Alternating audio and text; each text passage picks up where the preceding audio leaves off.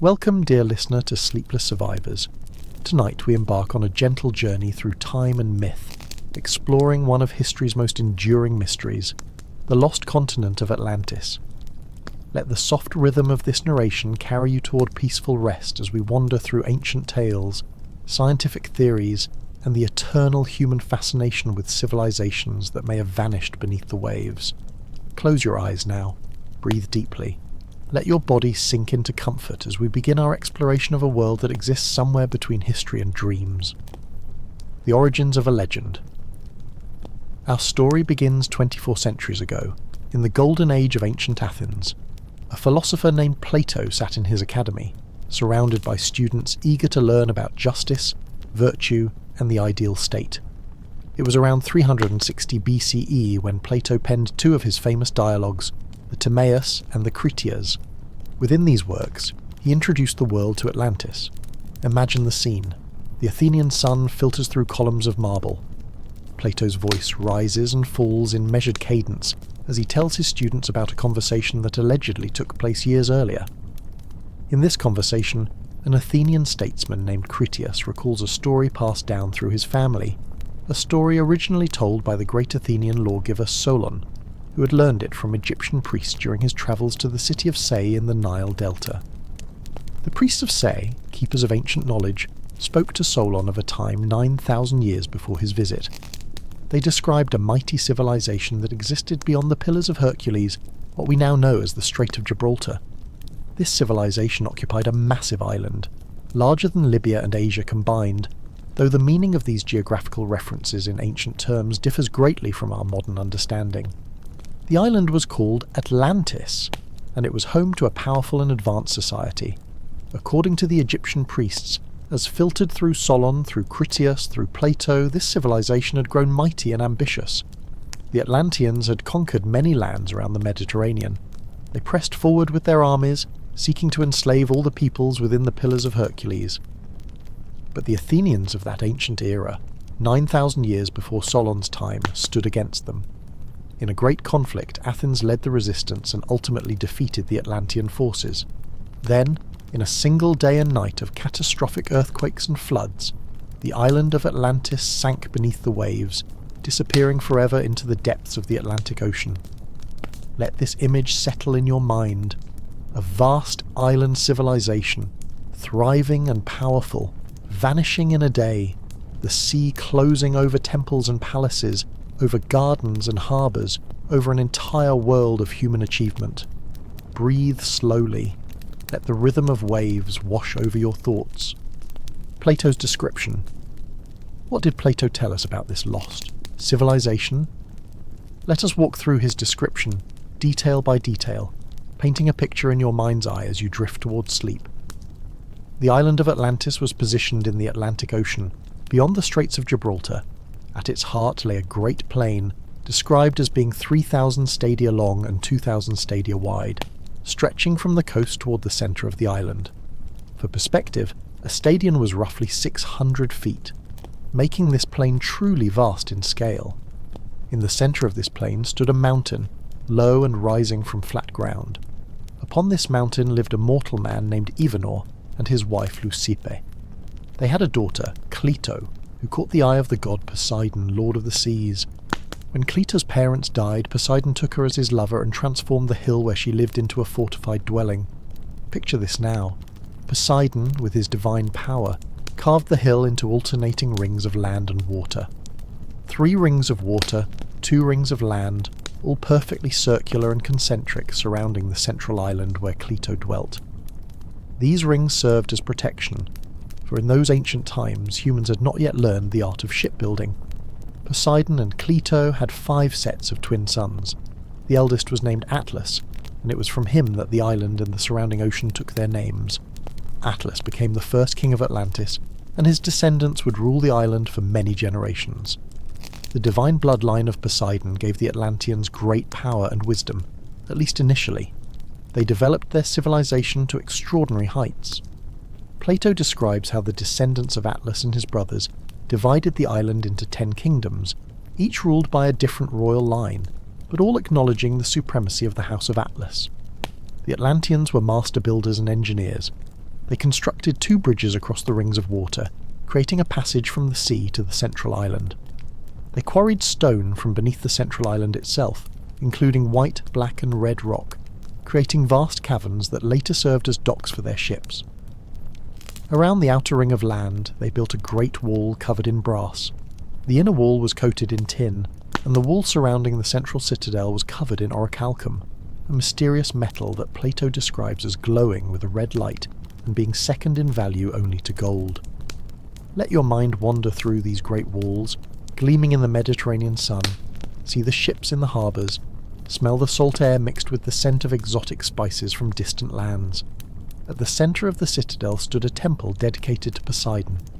This temple was vast, measuring a stadion in length and proportional in width and height. The exterior was covered in silver, with pinnacles of gold. Inside, the ceiling was ivory, decorated with gold, silver and orichalcum. The walls and columns and floors were lined with orichalcum throughout. Within the temple stood a massive golden statue of Poseidon himself, driving 6 winged horses, so tall that his head touched the ceiling of the temple. Around him were 100 Nereids riding dolphins, for the people of that time believed the Nereids to number 100. Outside the temple, golden statues of all the original kings and queens and their descendants stood in dedication. The sacred precinct contained groves and gymnasiums and racecourses. There was even a special track for horse racing that ran around the entire outer ring of land. The island was rich beyond measure. The mountains contained precious metals and timber. The plain provided abundant harvest twice per year, watered by rain in winter and by irrigation from streams flowing from the mountains in summer. The land produced everything the inhabitants needed, from food to building materials to luxury items. As you visualize this abundant paradise, feel your own body relaxing, tensions melting away like morning mist over those ancient canals. The fall of Atlantis. For many generations, Plato tells us, the Atlanteans remained virtuous. The divine nature they inherited from Poseidon predominated in their character. They possessed true wisdom and treated wealth and possessions as insignificant compared to virtue and honour. They cared for one another and did not let prosperity lead them into corruption. But over time, the divine portion of their nature became diluted through constant mixture with mortal elements. Human nature gained the upper hand. The Atlanteans began to change. They grew proud and ambitious. They started to value power and wealth above wisdom and virtue. To those who could perceive such things, they appeared base and corrupt, though to those who could not perceive true happiness, they seemed glorious and blessed at the very height of their power and possessions. Zeus, king of the gods, who rules according to law and could perceive such things, noticed the degeneration of this once noble race. He decided to punish them, to help them recover their virtue through correction. Zeus gathered all the gods to his most honoured dwelling place, which stands at the centre of the universe and sees all things that partake of generation. When they had assembled, he addressed them. Here, Plato's account breaks off. The Critias dialogue ends unfinished, never revealing what Zeus said or the specific details of how the punishment unfolded.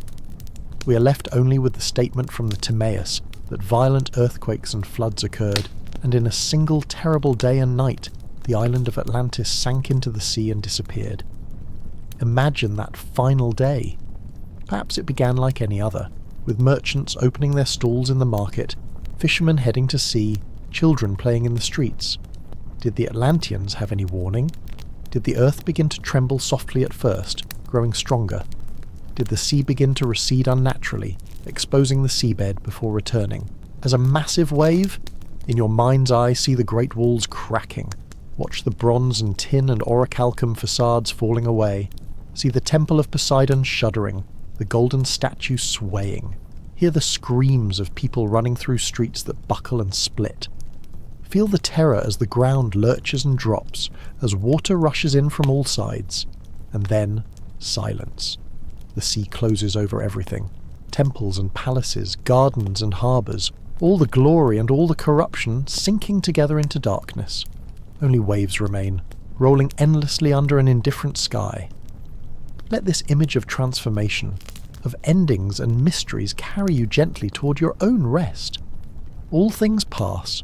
All civilizations rise and fall, even the mightiest works crumble eventually, returning to the elements that formed them. Was Atlantis real? Now we must ask the question that has occupied scholars, explorers and dreamers for 2,000 years. Did Atlantis truly exist? Was Plato recording history, or was he crafting philosophy in the form of myth?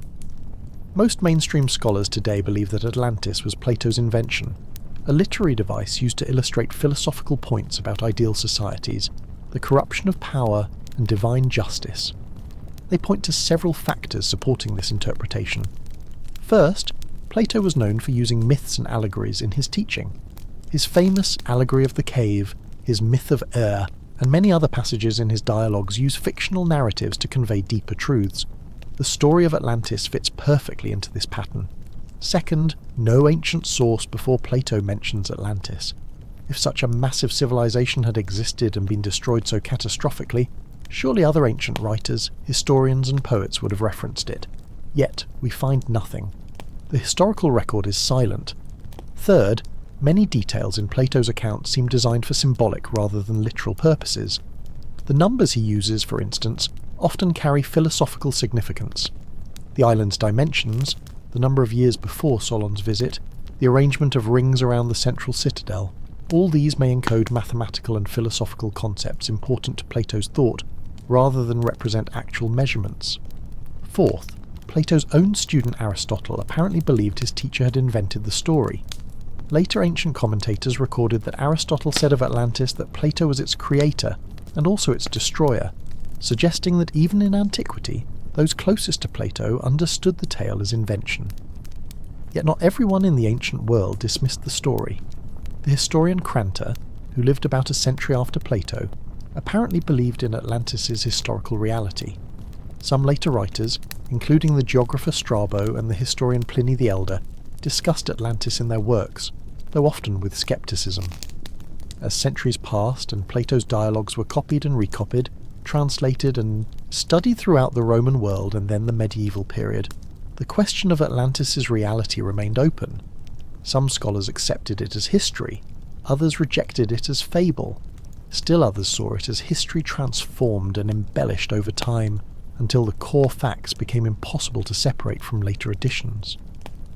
Let your thoughts drift like ships on an ancient sea, moving between certainty and doubt, between what we know and what we imagine. The Egyptian connection. One fascinating aspect of Plato's account deserves special attention: the claimed Egyptian source of the story. According to Plato, Solon heard the tale from priests at Sais in Egypt. Is there any evidence to support this detail? Egypt possessed a vast historical memory. The Egyptians kept detailed records stretching back thousands of years. Their priests were indeed repositories of ancient knowledge. When Greek travellers visited Egypt, they were often impressed by the depth of Egyptian historical awareness, compared to their own relatively recent traditions. The city of Sais was real, and was indeed an important centre of learning in ancient Egypt. It was located in the Nile Delta and was associated with the goddess Neith. Solon did travel to Egypt during his lifetime, around the early 6th century BCE, and he could plausibly have visited Sais and spoken with priests there. Moreover, Egypt had its own traditions of catastrophic floods and geological upheavals. The Egyptian creation myth spoke of primordial waters and the emergence of land. Egyptian texts sometimes referenced destructions of humanity by the gods followed by renewals. So the basic framework of a story about an ancient civilization destroyed by flooding would not have been foreign to Egyptian thought. However, no independent Egyptian records mention Atlantis or anything clearly matching Plato's description. We have thousands of Egyptian texts, inscriptions and papyri from various periods. None speak of a great island civilization in the Atlantic that was destroyed 9,000 years before Solon's time. This absence is significant but not necessarily conclusive. Much of ancient Egyptian literature has been lost. The libraries and temple archives that existed in Solon's time have long since vanished. We possess only fragments of what once existed. It remains possible, though unlikely, that the Egyptian priests were indeed drawing on genuine historical traditions, no longer preserved in surviving sources.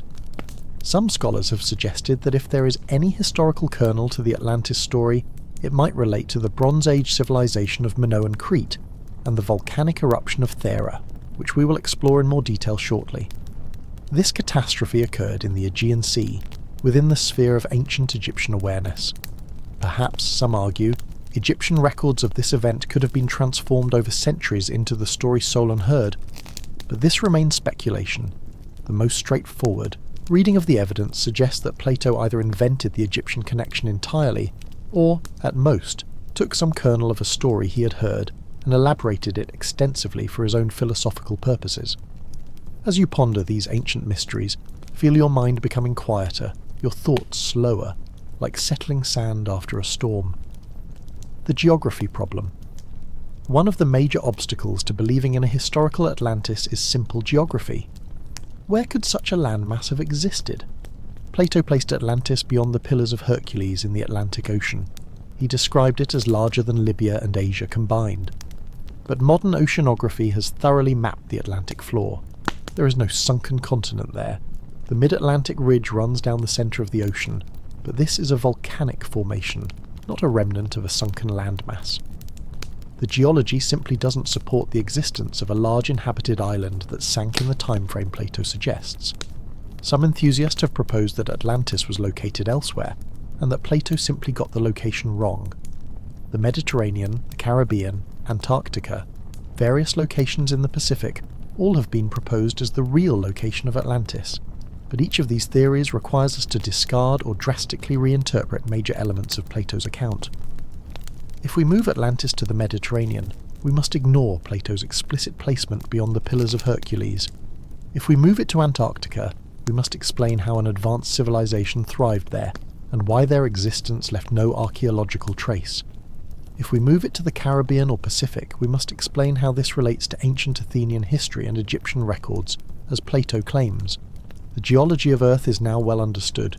Continental crust and oceanic crust are different types of rock formations. Continents don't simply sink beneath the waves in a day, as Plato describes. The processes that cause land to submerge, whether through plate tectonics, volcanic activity, or sea level changes, work on much longer timescales. When sea levels rose at the end of the last ice age, some coastal areas were indeed flooded. The inundation of the Black Sea, the flooding of Doggerland in the North Sea, the submergence of Sunderland in Southeast Asia, all these were real events that displaced human populations, but these processes took place over centuries and millennia, not in a single day and night. For a large inhabited island to sink catastrophically in the manner Plato describes would require extraordinary circumstances.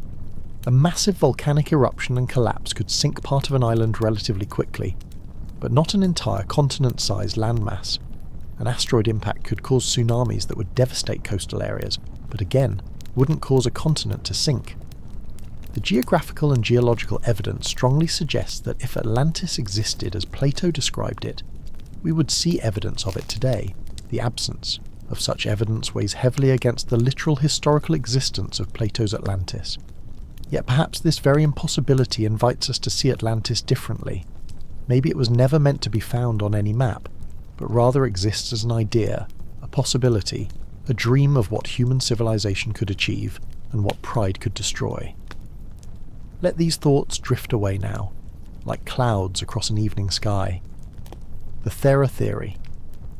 Among the various attempts to find a historical basis for the Atlantis story, one stands out as particularly compelling: the theory that Plato's account was inspired by the Bronze Age eruption of the volcanic island of Thera, known today as Santorini.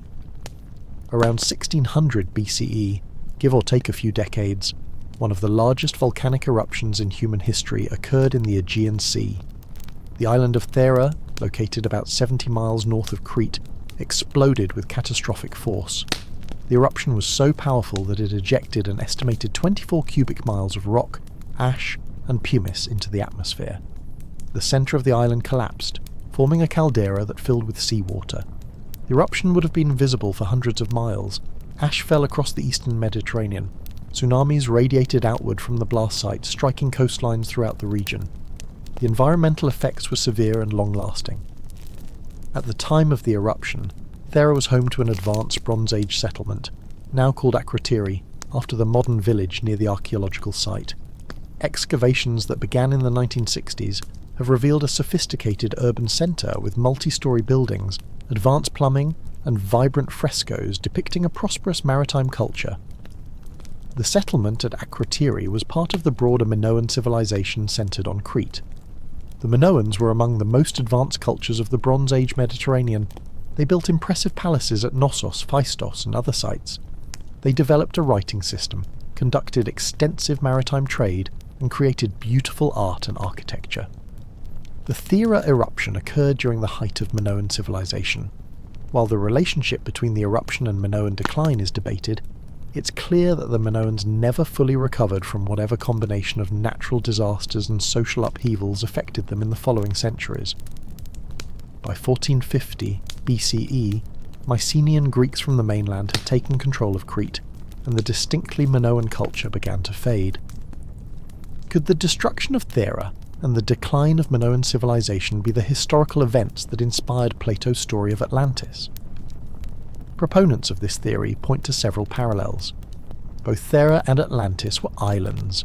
Both were home to advanced civilizations. Both were destroyed suddenly by a combination of earthquakes and floods. Both were maritime powers. Both were located in regions accessible to ancient Egyptians, who could have preserved stories of their destruction. The Thera eruption was real, verified by geology and archaeology. The civilization at Akrotiri was real, confirmed by extensive excavations. The connection between this civilization and Egypt is real, evidenced by Egyptian artifacts found on Thera and Minoan-style frescoes found in Egypt. However, the theory also faces significant problems. The scale is entirely different. Thera was a small island, not a continent. The eruption occurred in the Aegean, not the Atlantic. The timeline is wrong. Plato placed Atlantis' destruction 9,000 years before Solon, around 9600 BCE, not in the Bronze Age.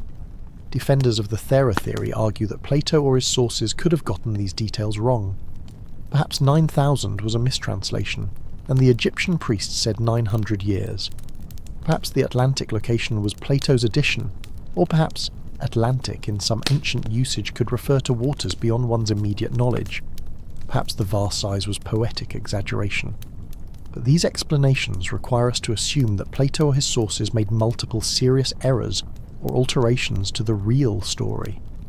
At what point does the Atlantis of the text become so different from any historical inspiration that the connection becomes meaningless?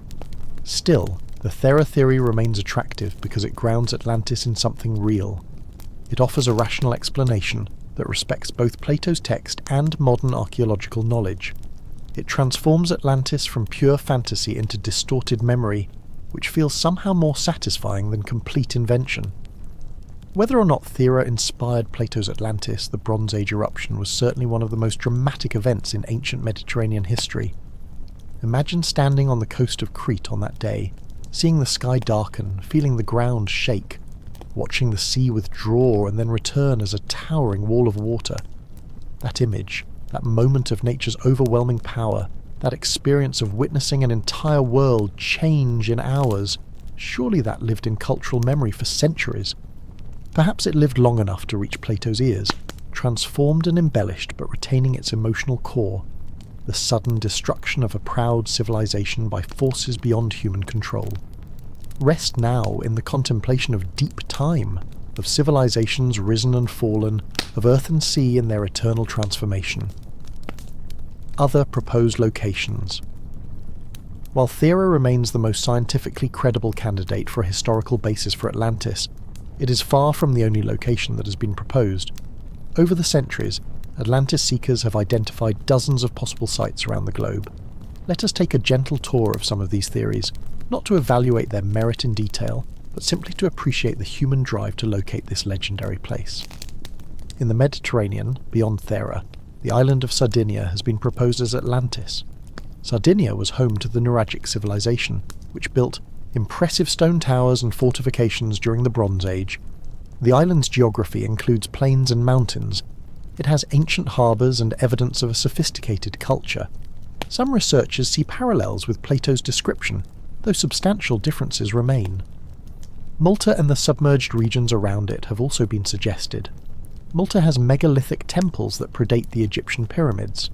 The surrounding seafloor shows evidence of ancient river valleys, suggesting that more land was exposed during periods of lower sea level. Could this region preserve some memory of an older civilization? The evidence is tantalizing but ultimately insufficient. Moving into the Atlantic, the Azores Islands have long been a favourite location for Atlantis seekers. These volcanic islands lie far out in the Atlantic, roughly a third of the way between Europe and North America. Some enthusiasts point to underwater formations near the Azores, claiming they show signs of artificial construction. However, geological surveys consistently identify these as natural formations. The Canary Islands, closer to the African coast, have also been nominated. They were inhabited in ancient times by the Guanche people, whose origins remain somewhat mysterious. Some speculate that the Guanches were remnants of an Atlantean civilization. But archaeology and genetics show that the Guanches arrived on the islands from North Africa, and their culture, while interesting, bears little resemblance to Plato's description. Some theories place Atlantis in the Caribbean. The Bahamas, Cuba, and underwater formations near Bimini have all been cited as possible locations.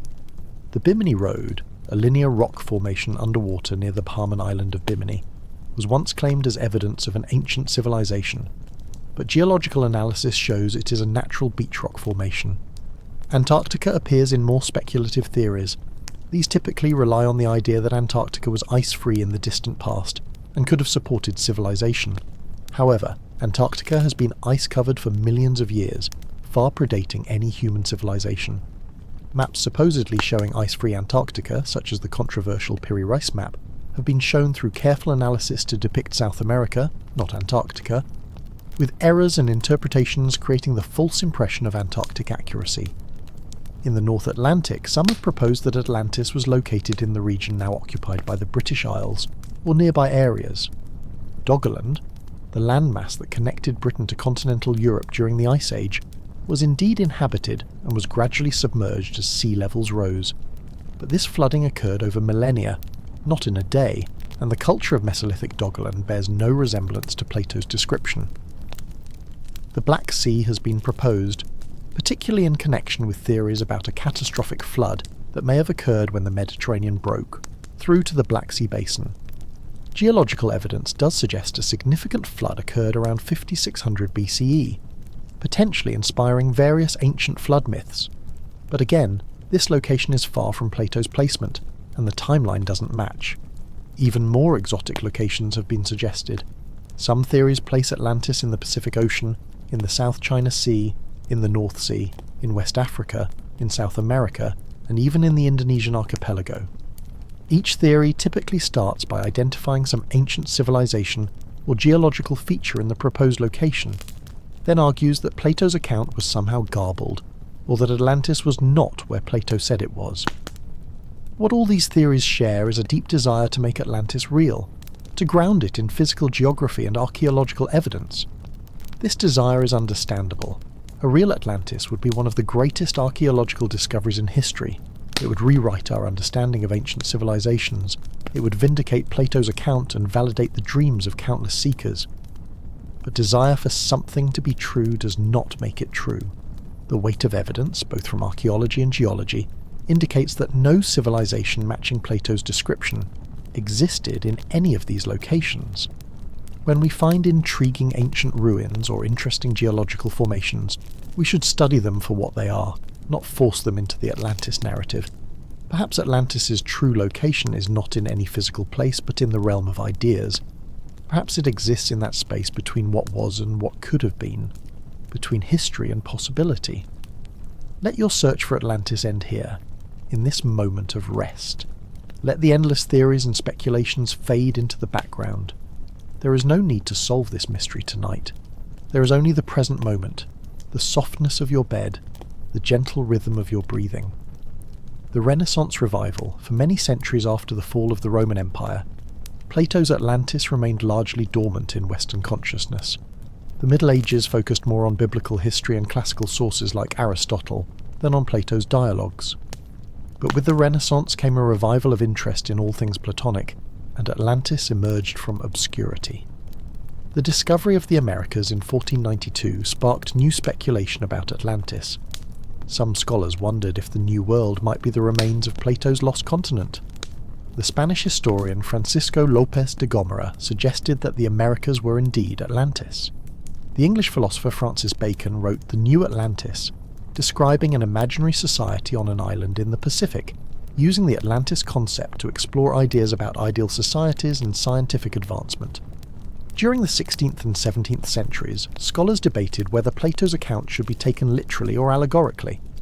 Some saw Atlantis as pure myth, a vehicle for Plato's political philosophy. Others believed it represented a distorted memory of some real ancient civilization, perhaps the Americas or some other land. The Swedish scholar Olof Rudbeck in the late 17th century argued that Atlantis was Sweden, and that Swedish was the original language of Adam and Eve. While this theory strikes modern readers as absurd, it demonstrates the pattern that would recur for centuries. Nationalist pride combined with selective reading of Plato to prove that Atlantis was really one's own homeland. The 18th century Enlightenment brought more critical approaches. Scholars applied reason and developing scientific methods to the Atlantis question. Most concluded that it was fictional, though interest in the story persisted. It was in the 19th century that Atlantis truly captured the popular imagination in a new way. This was partly due to new archaeological discoveries that revealed lost civilizations that had been forgotten or were known only from ancient texts. Heinrich Schliemann's discovery of Troy in the 1870s proved that at least one city from ancient legend had been real. Howard Carter would later discover Tutankhamun's tomb, revealing the splendor of ancient Egypt. The ancient Maya and Aztec civilizations of the Americas were being studied, and their achievements recognized. If Troy was real, despite being thought legendary, might not Atlantis also be real? This reasoning, while understandable, didn't account for the different types of evidence. Troy was mentioned in numerous ancient sources, and its approximate location was suggested by Homer's text.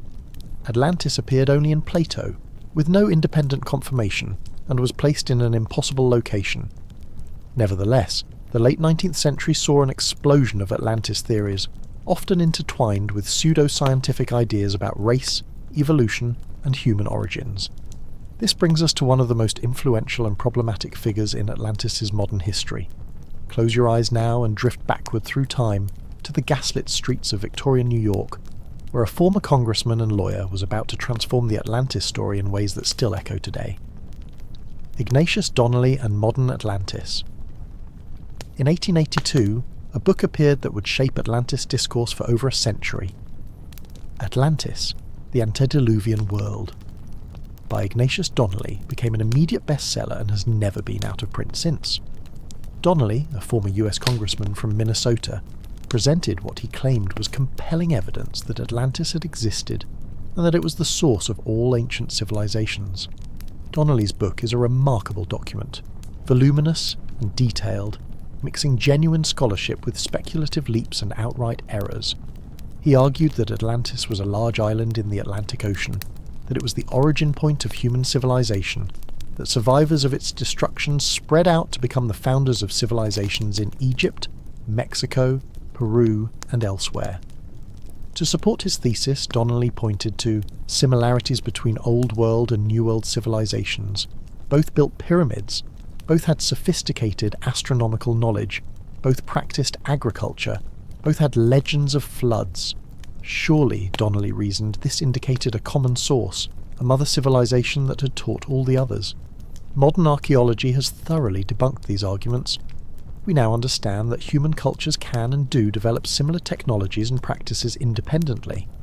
The pyramids of Egypt and the pyramids of Mexico are structurally different and arose from different architectural traditions.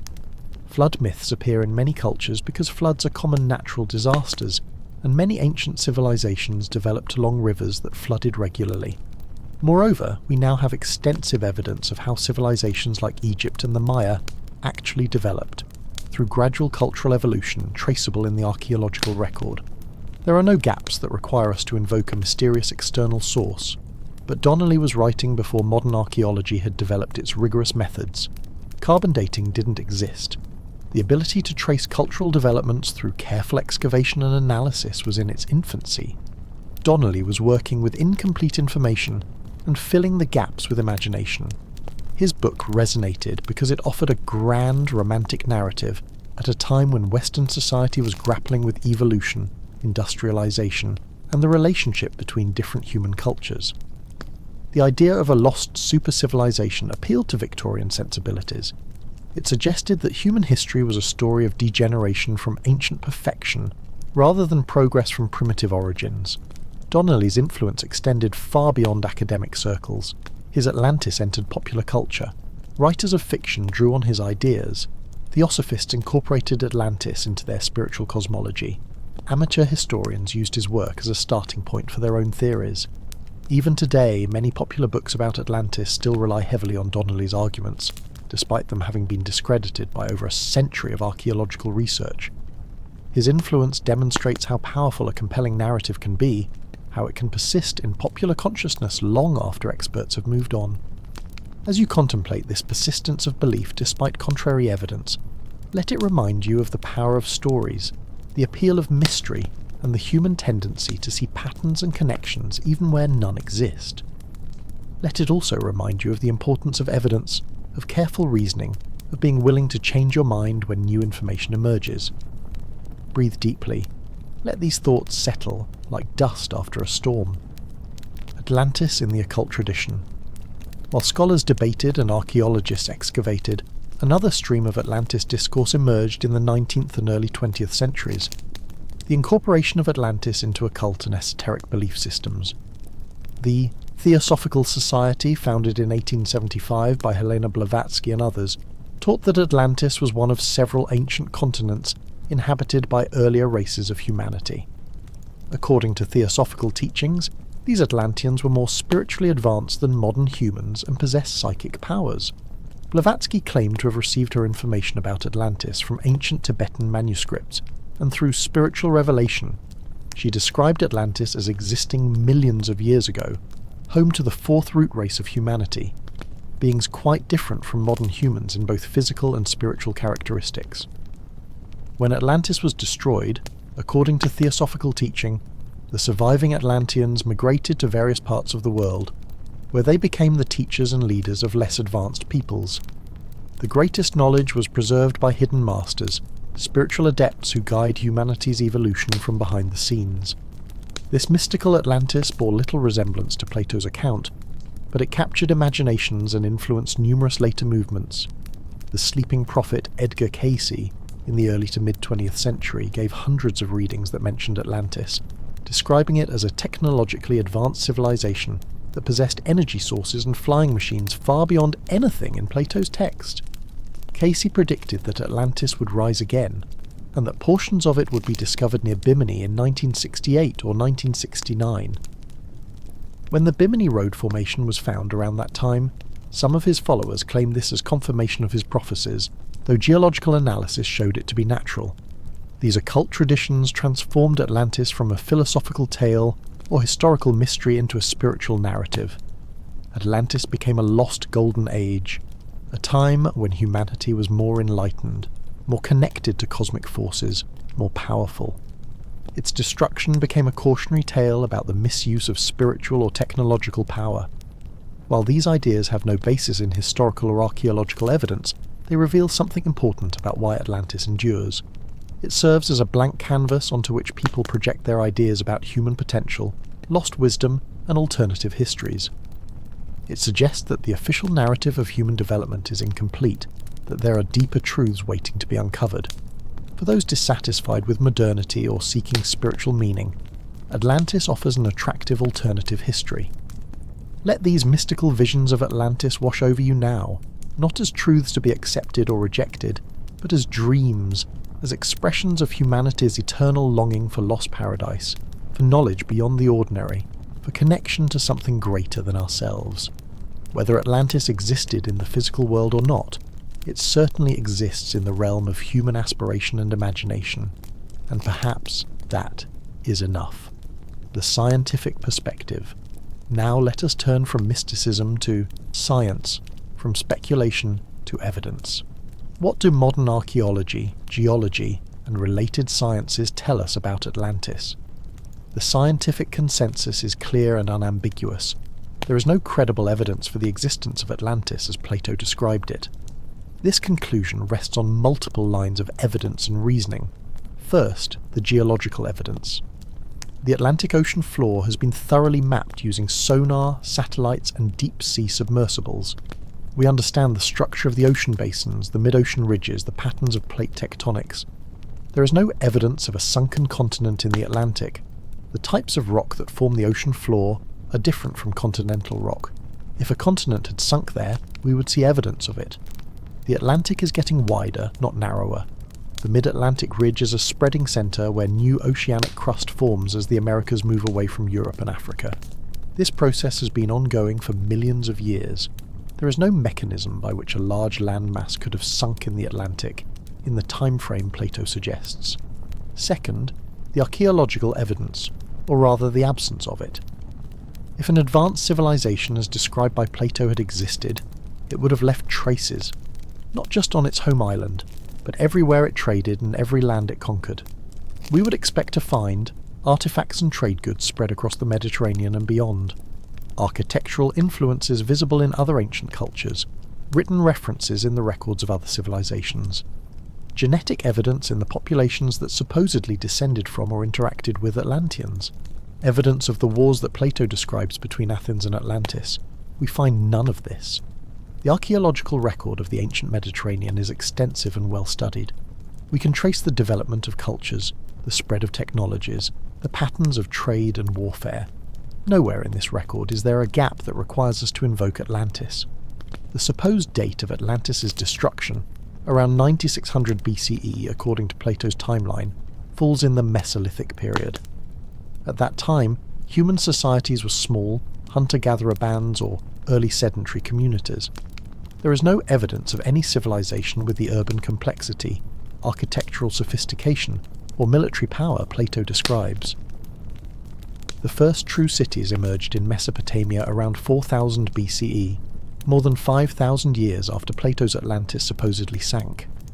The pyramids of Egypt were built around 2500 BCE. The Minoan palaces of Crete date to around 2000 BCE. Complex civilizations are recent in human history, and we can trace their development through the archaeological record. Third, the historical evidence. Plato is our only ancient source for Atlantis. No earlier writer mentions it. No contemporary of Plato's confirms it. Later writers discuss it only in reference to Plato. If Atlantis had been a historical reality known to Egyptian priests or Greek historians, we would expect multiple independent references. Instead, we have silence before Plato and only derivative discussions after him. Fourth, internal evidence from Plato's dialogues suggests he was creating a fiction for philosophical purposes. The story fits too perfectly into his philosophical project. He was writing about ideal states and their corruption. The story of Atlantis allows him to show what happens when a society abandons virtue for power and wealth. The narrative structure, the level of detail, the moral of the story, all point to literary construction rather than historical reporting. Some argue that absence of evidence is not evidence of absence. It's true that we haven't found everything there is to find about the ancient world. New discoveries still occur. Unknown sites are still excavated. Could Atlantis be waiting somewhere, undiscovered? The problem with this reasoning is that it's unfalsifiable. One could claim that any imaginary place is real, but simply hasn't been found yet. The burden of proof lies with those making extraordinary claims. The claim that an advanced, continent-sized civilization existed and was destroyed without leaving any trace in the extensive archaeological and geological records we possess is indeed extraordinary. Science operates on evidence. When we have extensive evidence that contradicts a hypothesis and no reliable evidence supporting it, the scientific conclusion is clear. This doesn't mean being closed to new evidence. If tomorrow someone discovered compelling evidence of Atlantis, the scientific community would examine it carefully. But the evidence would need to meet rigorous standards and withstand expert scrutiny. As you rest now, let the clarity of evidence bring peace to your thoughts. There is comfort in understanding, in knowing what we can know and acknowledging what we cannot. The world revealed by science is no less wondrous than the world of myth, no less filled with mystery and beauty. Why Atlantis endures? If Atlantis almost certainly never existed as a physical place, why does it maintain such a powerful grip on human imagination? Why do people continue to search for it, write about it, theorize about it, dream about it? The enduring appeal of Atlantis springs from several deep wells in human psychology and culture. First, Atlantis represents lost perfection. Every culture has myths of a golden age, a time when things were better than they are now. The Garden of Eden, the Age of Saturn, the Dream Time. These narratives share a common structure. Once, things were perfect, but something went wrong, and now we live in a diminished world. Atlantis serves this function in Western culture. It suggests that our ancestors achieved something we have not, that wisdom or technology or virtue was once greater than today. This idea has particular appeal during times of social upheaval or cultural pessimism. If the modern world seems corrupt or confused, perhaps there was an ancient time when humanity knew better. Second, Atlantis represents mystery and discovery. Humans are naturally curious. We want to explore, to find, to know. The idea that something major remains undiscovered, that there are still profound secrets hidden in the past, is exciting. Atlantis offers the possibility of a discovery that would change everything, that would rewrite history books and overturn assumptions. In an age when much of the world has been mapped and explored, when we can see the Earth from space and probe the ocean depths, the idea of a genuinely unknown ancient civilization captures the imagination. It represents a remaining frontier. Third, Atlantis allows for alternative narratives about human history. The mainstream scientific account of human development, from small hunter-gatherer bands to agricultural settlements to cities and civilizations, is well evidenced, but perhaps seems prosaic. It lacks drama. It's a slow accumulation rather than a sudden revelation. Atlantis offers a different story. Hidden knowledge, ancient wisdom, catastrophic loss, conspiracy to suppress the truth. For those who distrust academic authorities or feel alienated from mainstream narratives, Atlantis provides an alternative that places them among the enlightened few who know the real truth. Fourth, Atlantis is a powerful metaphor. Even if not literally real, the story speaks to genuine human concerns. The rise and fall of civilizations is real. Hubris does lead to destruction. Natural disasters do occur. Technologies can be misused. Virtue can be corrupted by power and wealth. Plato's Atlantis, whatever its historical basis or lack thereof, tells a story that resonates across time because it's fundamentally about human nature and human society. It asks, what makes a civilization great? What causes it to fall? Can we learn from the past? Are we repeating the mistakes of those who came before us? These questions matter. They matter in Plato's time, and they matter now. Atlantis gives us a way to think about them, to explore them, to discuss them. The story creates a space for philosophical and moral reflection. Fifth, Atlantis has simply become embedded in our culture. It appears in countless books, movies, television shows, and video games. Children grow up hearing about it. It's referenced in casual conversation. It has achieved a cultural reality independent of its historical reality. Once something reaches this level of cultural saturation, it becomes self-perpetuating. People create new versions of the story, which inspire others, which create more versions, in an endless cycle. Atlantis has become a modern myth, serving many of the same functions that myths have always served: explaining the world, providing moral lessons, inspiring imagination, creating shared cultural references. Finally, there's an element of hope in the Atlantis story. If humans once achieved something great that was lost, perhaps we can achieve it again. Perhaps we can rediscover lost wisdom or develop the virtues that made Atlantis great in its early days. The story suggests that human potential is greater than current reality, that we are capable of more than we have yet accomplished. This hope, this sense of possibility, is perhaps the most important reason Atlantis endures. In a world that often seems chaotic and troubled, the idea of Atlantis reminds us that humans can create something beautiful, something advanced, something worthy of remembrance millennia later. And if our Atlantis should fall, as all things eventually fall, perhaps some future age will remember us with the same mixture of wonder and longing with which we remember Plato's lost continent. Let this hope, this recognition of human potential and human limitation, carry you gently towards sleep. You are part of this long story, this endless cycle of creation and destruction, remembrance and forgetting. Atlantis in popular culture. The story of Atlantis has inspired countless works of fiction, from novels to films to television shows to video games. Let us take a gentle tour through some of these cultural manifestations, appreciating how the story has been reimagined and transformed. Jules Verne's 20,000 Leagues Under the Sea, published in 1870, includes a scene where Captain Nemo and Professor Aronnax explore the underwater ruins of Atlantis. Verne's Atlantis is mysterious and evocative, a civilization destroyed by volcanic eruption. Its remains now home to strange deep-sea creatures. The Lost World tradition in literature, popularised by writers like H. Rider Haggard and Arthur Conan Doyle, often featured Atlantean survivors or hidden remnants of ancient civilizations. These adventure stories combine the appeal of Atlantis with the excitement of exploration and discovery. In the early 20th century, pulp magazines featured numerous stories about Atlantis.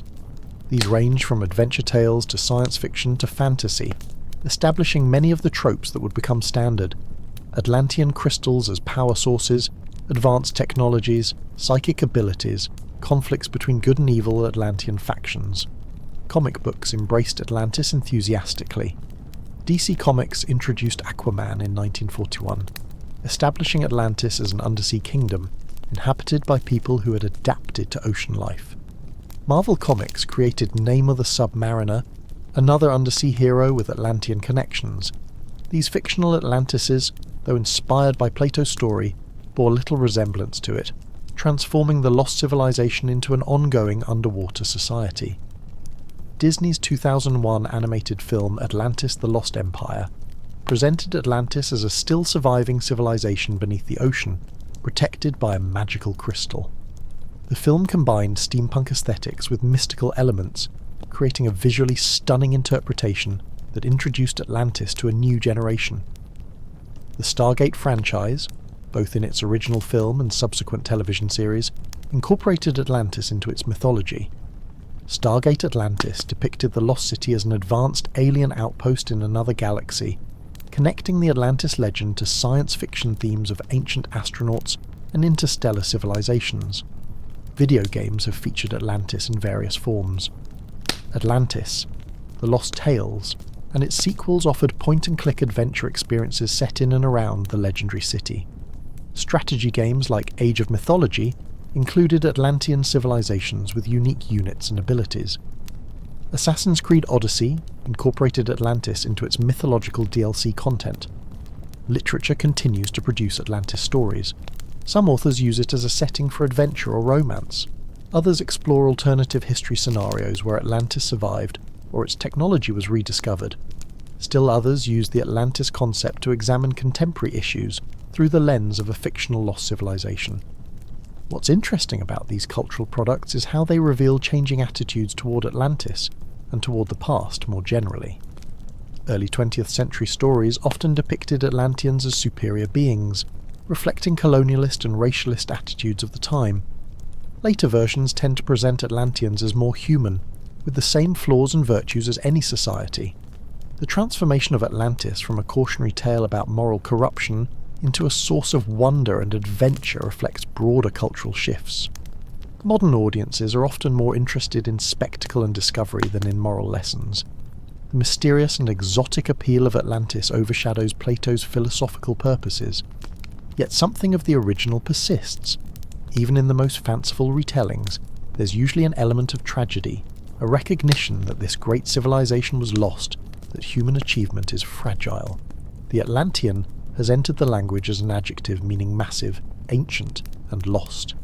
When we describe something as Atlantean in scale, we invoke that sense of grandeur combined with ultimate futility. As these images from popular culture drift through your mind, let them blend with the older images from Plato, from Donnelly, from countless seekers and dreamers. They all form part of the same vast tapestry, the story of Atlantis in all its variations and interpretations, the psychology of lost civilizations. Atlantis is not unique. Human cultures have always been fascinated by the idea of lost civilizations, forgotten golden ages, and ancient wisdom waiting to be rediscovered. This fascination reveals something important about how we think about ourselves and our place in history. Consider some other examples of lost civilization theories. The idea that ancient Egypt was built by an even more ancient advanced civilization, the theories about ancient astronauts building monuments around the world, the legends of Lemuria or Mu, other supposed lost continents, the notion that humanity had advanced technology in deep, prehistory that was subsequently lost. These ideas share common patterns. They typically posit that ancient people were more advanced than mainstream scholarship acknowledges. They often involve catastrophic destruction that erased most evidence of this advancement. They frequently suggest that mainstream academics are either ignorant of or actively suppressing evidence of these ancient civilizations. Psychologically, what drives belief in these theories? Several factors appear to be at work. First, there's the appeal of secret knowledge. Believing you know something that others don't, that you've seen through the official story to the truth beneath, is powerfully validating. It places you among the enlightened, those who have awakened from the collective delusion. This can be especially appealing if you feel marginalized or disrespected in other areas of life.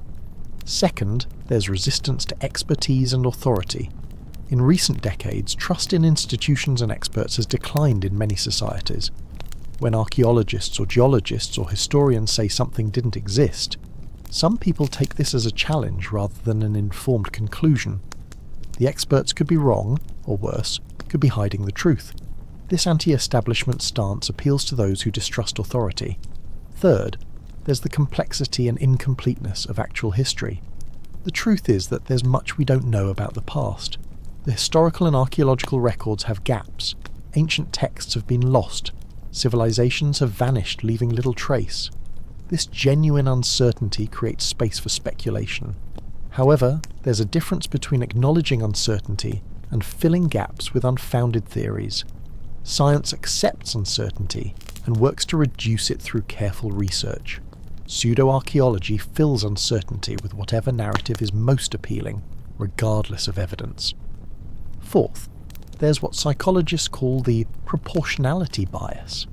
We tend to believe that big events must have big causes. The massive pyramids of Egypt seem too impressive to have been built by the Bronze Age civilization that mainstream archaeology describes, so we invent more impressive builders. The sophistication of ancient astronomical knowledge seems too advanced for ancient people, so we attribute it to aliens or lost civilizations. This bias leads us to underestimate the capabilities of our ancestors.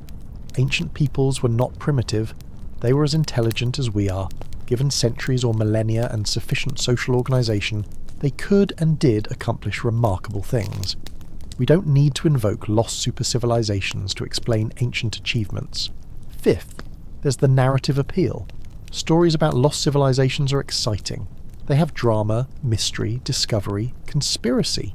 They're more entertaining than the actual story of slow, gradual cultural development, punctuated by occasional leaps forward and setbacks. The real story of human civilization, as revealed by archaeology, is fascinating, but it lacks the simplicity and drama of Atlantis-style narratives. Understanding these psychological factors doesn't necessarily change anyone's mind about specific claims, but it can help us understand why these ideas persist despite lack of evidence. They serve psychological and social functions beyond their truth value. For you, listening to this as you drift towards sleep, the lesson might simply be awareness. We all have biases. We all want certain things to be true. The key is recognizing these desires and not letting them override evidence and reason. The real past, the actual history of humanity as revealed by careful scholarship, is extraordinary enough. The story of how humans evolved, spread across the world, developed language and art and technology, built civilizations, created beauty and horror in equal measure. This story has the virtue of being true. And truth ultimately is more profound than any fiction. The real lost civilizations. While Atlantis may be fictional, genuine civilizations have been lost and rediscovered. Let us spend some time with these real mysteries, for they offer their own sense of wonder without requiring us to abandon evidence and reason.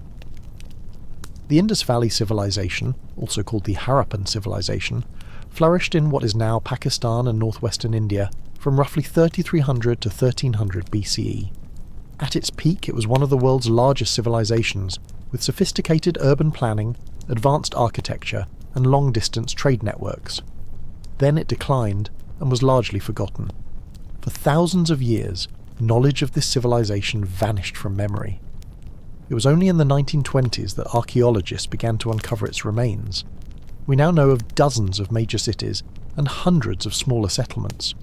We've learned about their sanitation systems, their standardized weights and measures, their trade with Mesopotamia.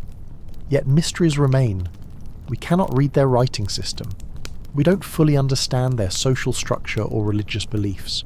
We're not entirely certain what caused their decline. Here is a real lost civilization, genuinely forgotten and rediscovered, offering real mysteries for archaeologists to solve.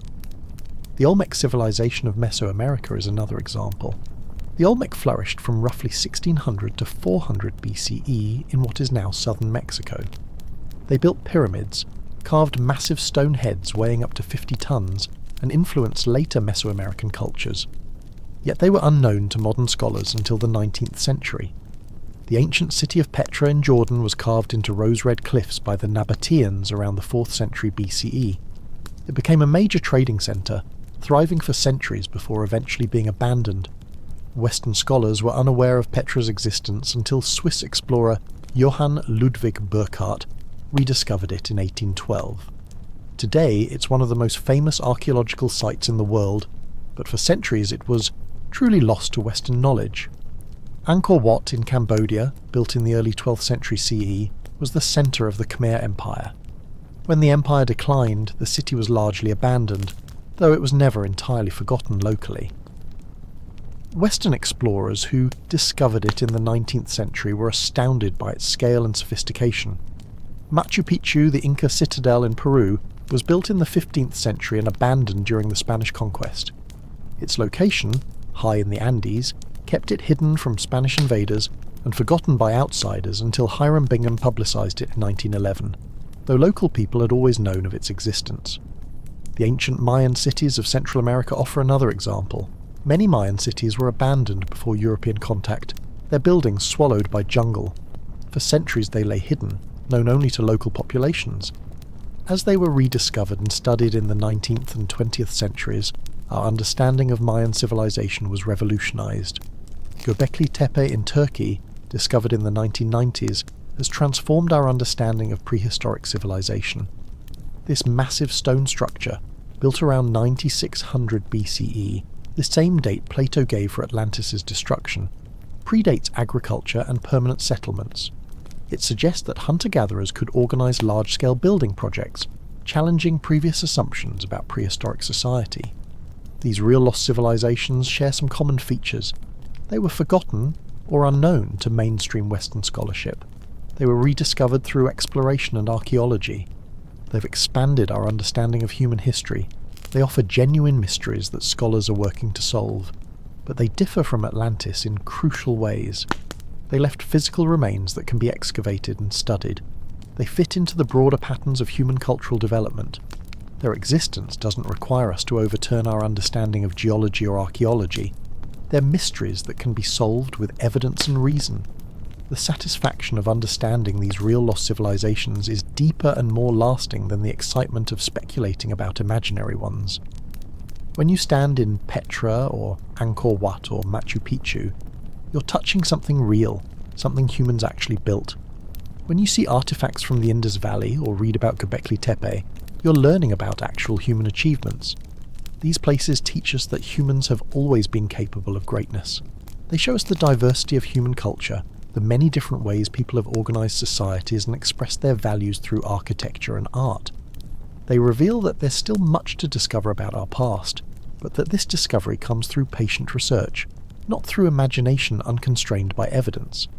As you rest, picture these real places: the rose-red cliffs of Petra, the stepped pyramids of the Maya, the massive stones of Göbekli Tepe. Let them remind you that reality is rich enough, that the actual story of humanity requires no embellishment. The philosophy of Atlantis. Let us return now to where we began, to Plato and his purposes in telling the Atlantis story. For regardless of whether Atlantis existed historically, the philosophical content of Plato's tale deserves attention. Plato lived in a time of upheaval. He had witnessed Athens' defeat in the Peloponnesian War, had seen democracy produce both glory and disaster, had watched his teacher Socrates executed by the Athenian state. He spent his life thinking about how societies should be organised, what makes a state just. how to create citizens who are both virtuous and effective. The Atlantis story appears in dialogues concerned with these questions. In the Timaeus, Plato is exploring the nature of the cosmos, the origin of the world, the relationship between the physical and the ideal. In the Critias, he's describing ideal and corrupted forms of government. The story of Atlantis serves specific philosophical purposes in this context. Early Atlantis represents what a society can achieve when it combines power with virtue. The Atlanteans, in their early generations, were strong and wise. They possessed resources and ability, but they used these in accordance with justice and moderation. This is Plato's ideal, not weakness disguised as virtue, but genuine strength guided by wisdom. The early Atlanteans were formidable warriors, but they fought only when necessary and treated others justly. They were wealthy, but they valued virtue more than possessions. Then came corruption. As the divine element in the Atlanteans' nature became diluted, they changed. They began to value power and wealth for their own sake. They conquered not for justice but for aggrandizement. They grew arrogant, believing themselves above moral law. This corruption is the inevitable fate of any society, Plato suggests, that forgets that power must be subordinate to virtue, that wealth is worthless without wisdom, that external success means nothing if internal character is debased. The destruction of Atlantis is divine punishment, but it's also natural consequence. A society that becomes corrupted, that loses touch with virtue, that values appearance over reality, such a society contains the seeds of its own destruction. Zeus doesn't arbitrarily punish Atlantis. Rather, Atlantis' own moral collapse brings about its end. Ancient Athens, in Plato's telling, successfully resists Atlantean aggression because the Athenians of that legendary era embodied civic virtue. They were brave, disciplined, unified. They fought not for conquest but for freedom. They were willing to sacrifice for the common good. This ideal Athens is, of course, Plato's fantasy, not any real historical Athens. But that's the point. Plato's not writing history, he's writing philosophy. He's showing what a society could be if properly organised and if its citizens possessed genuine virtue. The contrast between virtuous ancient Athens and corrupted Atlantis makes several philosophical points. First, that the quality of a society depends on the character of its citizens, not on wealth or power. Second, that virtue can overcome superior force when properly deployed. Third, that moral corruption inevitably leads to downfall. Fourth, and perhaps most importantly, that the fundamental challenge facing any society is maintaining virtue across generations. How do you prevent the corruption that seems to inevitably occur over time? How do you ensure that those born into prosperity don't take it for granted and abuse it? How do you pass on values as well as wealth? These questions preoccupied Plato throughout his works. His Republic, his Laws, his other dialogues, all wrestle with how to create and maintain a just society. The Atlantis story is one more tool in this philosophical project, a mythical illustration of the principles he's exploring more abstractly elsewhere. From this perspective, asking, did Atlantis really exist, misses the point. The question should be, what can we learn from the Atlantis story about how societies rise and fall? What does it teach us about virtue and corruption? How can we avoid Atlantis' fate? These questions are timeless. Every civilization must confront them. Every generation must decide whether to maintain the values that created their prosperity, or to abandon those values in pursuit of ever greater power and wealth. In our own time, with our own challenges, the Atlantis story remains relevant. We too live in a powerful civilization. We too face choices about how to use our power. We too risk forgetting that external success means nothing without internal virtue. Will our civilization endure? Will it collapse? Will future generations tell stories about us, wondering what we achieved and why we fell? These are not comfortable questions, but they are important ones. Let these philosophical reflections settle in your mind now, not as calls to action, but as seeds of thought that may grow in their own time. There is wisdom in the old stories, even when the stories themselves are fiction. The Atlantis within.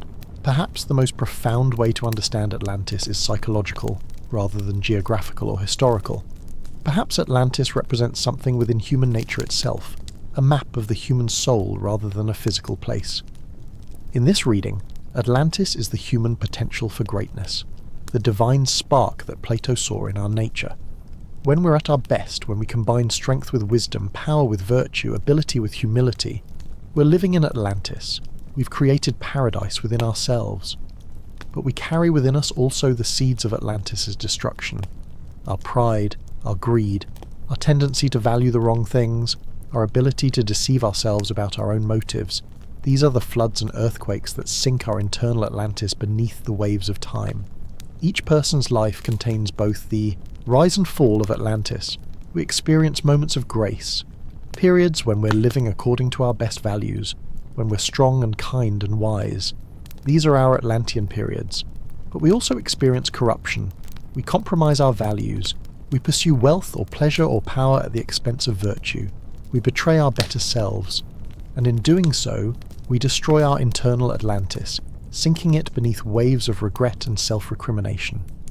This pattern of rise and fall, of grace and corruption, of achieving something beautiful and then destroying it, plays out not just in individual lives, but in relationships, in organizations, in communities. Every marriage begins as Atlantis, full of promise and hope. Some maintain that initial virtue, others fall into corruption and destruction. Every business or organization begins with high ideals. The founders are motivated by vision, by desire to create something valuable. But as the organization grows and succeeds, the divine element becomes diluted. Politics replace principle. Profit eclipses purpose. The organization becomes corrupted and eventually collapses, or becomes a hollow shell of its former self. The search for Atlantis in this psychological reading is really a search for our better selves. When we seek the lost continent, we're seeking the lost continents within our own souls, the periods of our lives when we were more than we are now, when we embodied ideals we've since abandoned. The tragedy of Atlantis is the tragedy of unfulfilled potential. It's the recognition that we could be better than we are, that humanity could achieve more than it has, but that something within us prevents this. Our lower nature drags down our higher nature. Our vices corrupt our virtues. Our fear and greed and pride destroy what our courage and generosity and humility had built. But if the fall of Atlantis is inevitable, if corruption always follows virtue in the long run, does that mean we should despair? Should we abandon the effort to build our internal Atlantis, knowing it will eventually sink? Plato would say no. The value is in the effort, in the striving, in the moments of grace we achieve, even if we cannot maintain them permanently. A life that reaches toward virtue, even if it falls short, is better than a life that never tries. A civilization that creates beauty, even temporarily, is better than one that never bothers. Moreover, the cycle can repeat. After Atlantis sinks, something else can rise. After we destroy our internal paradise through corruption, we can rebuild it through recommitment to virtue. The pattern of rise and fall is not a tragedy if we understand it as the rhythm of life itself, the eternal return, the endless cycle of death and rebirth. In this sense, Atlantis is not lost. It's not in the past waiting to be rediscovered. It's a possibility, available in every moment. Whenever you act with wisdom and virtue, you're in Atlantis. Whenever humanity creates something beautiful or just or true, we're building Atlantis again. And when we fail, when we sink beneath the waves of our own limitations, the possibility remains that we or others will try again. Atlantis endures not as a place or a historical fact, but as an ideal, a goal, a vision of what could be. As you drift now towards sleep, toward that nightly dissolution of consciousness, think of it as your own small sinking into the sea. Your conscious mind, your Atlantis, submerges, but it will rise again with morning. The cycle continues, and in that cycle, in that endless pattern of consciousness and unconsciousness, waking and sleeping, building and destroying, lies the deepest truth of the Atlantis story. We are all Atlantis. We all rise and fall, and that's not a tragedy. It's simply the nature of existence. Modern expeditions and claims, despite the scientific consensus against Atlantis' physical existence, expeditions continue to search for it, and new claims about its location appear regularly. Let us examine some recent examples, approaching them with both skepticism and understanding. In the early 2000s, satellite imagery became available to amateur researchers through programs like Google Earth. This democratization of satellite data led to numerous claims of having discovered Atlantis. People identified underwater formations, geometric patterns on the ocean floor, or anomalous structures and declared them evidence of the lost civilization. Most of these supposed discoveries have been debunked. In many cases, the structures were artifacts of the imaging process, glitches in the data, or misinterpretations of natural formations. In other cases, they were real but modern features like shipwrecks or underwater research installations. The ease with which these mistakes occur teaches an important lesson about interpretation. Our minds are pattern-seeking machines. When we look at ambiguous data, especially if we're hoping to find something, we see patterns even where none exist. This is why rigorous methodology and expert analysis are important. Amateur enthusiasm is valuable, but it needs to be tempered by expertise and careful verification. Robert Sarmast claimed in 2004 to have located Atlantis southeast of Cyprus. He led an expedition and announced finding architectural remains on the ocean floor. However, follow-up research by qualified marine archaeologists found only natural geological formations. What Sarmast interpreted as walls and structures were actually volcanic ridges and sediment deposits. In 2011, a team claimed to have found Atlantis in marshlands in southern Spain. They used satellite imagery, radar, and other technologies to identify what they believed were remains of a circular city matching Plato's description. However, archaeologists studying the area found no evidence of the advanced civilization described by Plato. The site showed evidence of ancient human activity, but nothing matching the Atlantis legend. Claims continue to emerge. Regularly, someone identifies an underwater formation near the Azores or the Bahamas or Greece. Someone interprets ancient texts as giving the true location of Atlantis. Someone combines geological theories with selective reading of Plato to produce a new hypothesis. What these expeditions and claims share is a desire to make Atlantis real, to solve the mystery once and for all. This desire is understandable and even admirable in some ways. The people making these claims are usually sincere. They genuinely believe they've found something important. But sincerity doesn't guarantee correctness. The scientific method exists precisely because human perception and reasoning are fallible. We need systematic procedures for testing claims, for ruling out alternative explanations, for distinguishing between what we want to be true and what actually is true.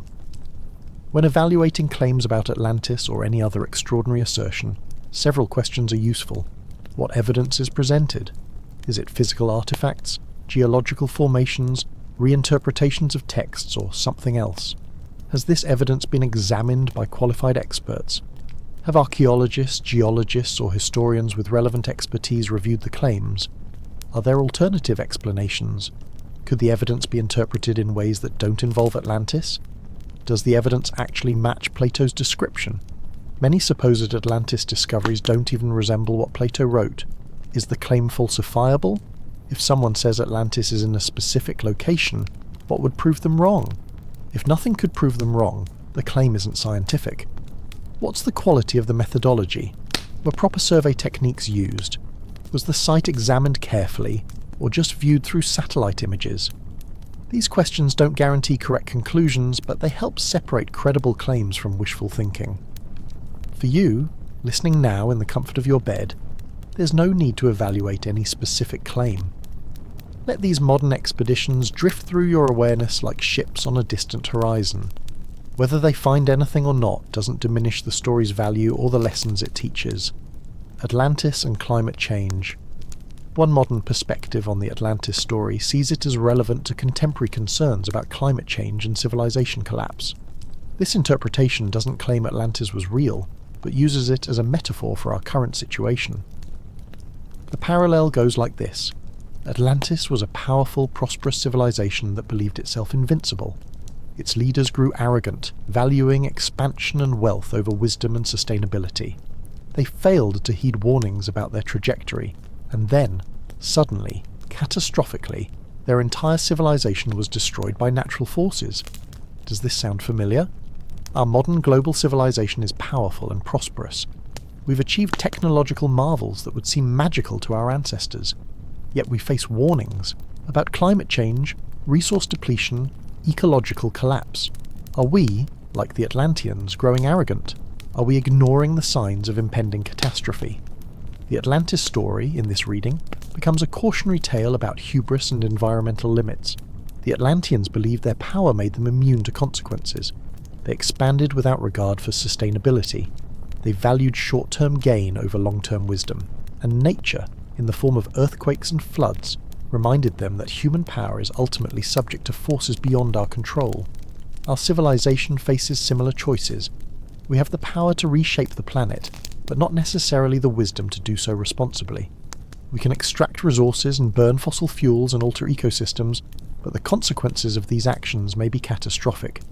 Like the Atlanteans, we face a choice between restraint guided by wisdom and unlimited expansion guided by greed. The sudden destruction of Atlantis mirrors fears about tipping points in climate systems. Scientists warn that certain thresholds, once crossed, could trigger rapid, irreversible changes. The Amazon rainforest could transform into savanna. Ice sheets could collapse. Ocean currents could shift. These changes wouldn't take millennia. They could occur within decades or even years. Just as Atlantis sank in a day and night, our civilization could face rapid collapse if we cross critical environmental thresholds. The comfortable world we know could vanish with shocking speed, leaving future generations to wonder at our ruins and question why we didn't change course when we had the chance. But the Atlantis metaphor also offers hope. In Plato's account, ancient Athens resisted Atlantean aggression through civic virtue and collective action. The Athenians were willing to sacrifice for the common good. They stood together against a more powerful enemy. Perhaps our generation can embody these Athenian virtues in facing climate change. Perhaps we can value long-term sustainability over short-term profit. Perhaps we can work together globally, subordinating national interest to collective survival. Perhaps we can prove that humans are capable of wisdom, not just power. The choice, as it was for Atlantis, is between virtue and corruption, between wisdom and folly, between sustainable civilization and catastrophic collapse. The story doesn't tell us what to choose, but it reminds us that the choice matters, that civilizations do fall, that nature is more powerful than human pride. As you contemplate these parallels, feel no anxiety or fear. These are problems for waking hours, for collective action, for sustained effort. For now, you need only rest. The world will still be here in the morning, still facing its challenges, still offering opportunities for wisdom and courage. Breathe deeply. Let concerns about the future dissolve like morning mist. You are safe. You are comfortable. You are drifting toward restorative sleep. The literary legacy, beyond its philosophical content and its role in pseudo-archaeology, Atlantis has left a profound mark on literature. Writers across centuries have returned to this theme, each finding new meanings and possibilities in Plato's tale. Francis Bacon's New Atlantis, published in 1627, reimagines Atlantis as a scientifically advanced society. Bacon's Atlantis, called Bensalem, is a utopia where science and reason guide society. The work reflects Enlightenment ideals about the power of rational inquiry and systematic knowledge. It transforms Atlantis from a cautionary tale about moral corruption into an aspirational vision of what humanity could achieve through science. Pierre Benoit's 1919 novel L'Atlantide places Atlantis in the Sahara Desert, presenting it as a surviving kingdom ruled by a mysterious queen. The novel combines adventure with romance, creating an exotic setting that captivated readers. It was adapted multiple times for film, spreading the Atlantis myth through popular culture. Robert E. Howard, creator of Conan the Barbarian, set many of his stories in the Hyborian Age, a fictional prehistoric era after the sinking of Atlantis. Howard's Atlantis was one of several advanced civilizations that existed before a cataclysm destroyed them and plunged humanity into a dark age. His stories popularized the idea of cyclical history, of civilizations rising and falling in endless succession. H.P. Lovecraft incorporated Atlantis into his cosmic horror mythology. In his stories, Atlantis was connected to ancient inhuman powers, to secrets that humans were not meant to know. Lovecraft's approach emphasizes the danger of lost knowledge, suggesting that perhaps some things should remain buried beneath the waves. Science fiction writers have been particularly drawn to Atlantis. Arthur C. Clarke's The Deep Range includes speculation about sunken civilizations.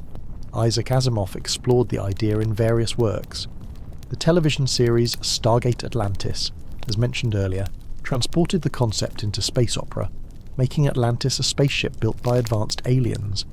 Young adult literature has embraced Atlantis enthusiastically. Rick Riordan's Percy Jackson series includes Atlantis in its mythological world. Various fantasy series use Atlantis as backstory, explaining magic or ancient artifacts as remnants of Atlantean technology. Romance novels set in, or involving Atlantis number in the hundreds. These typically feature modern protagonists who discover they have Atlantean heritage, or who time travel to Atlantis before its destruction. The appeal lies in the exotic setting combined with eternal themes of love and loss. What unites these diverse literary works is the flexibility of the Atlantis concept. Because Plato provided only a sketch, writers can fill in details according to their purposes. Atlantis can be utopian or dystopian, scientifically advanced or magically powerful, destroyed for moral failings or by random disaster. This flexibility explains part of Atlantis' endurance. It's a template that can accommodate almost any story a writer wants to tell. Need an ancient, advanced civilization? Atlantis. Want to explore themes of hubris and downfall?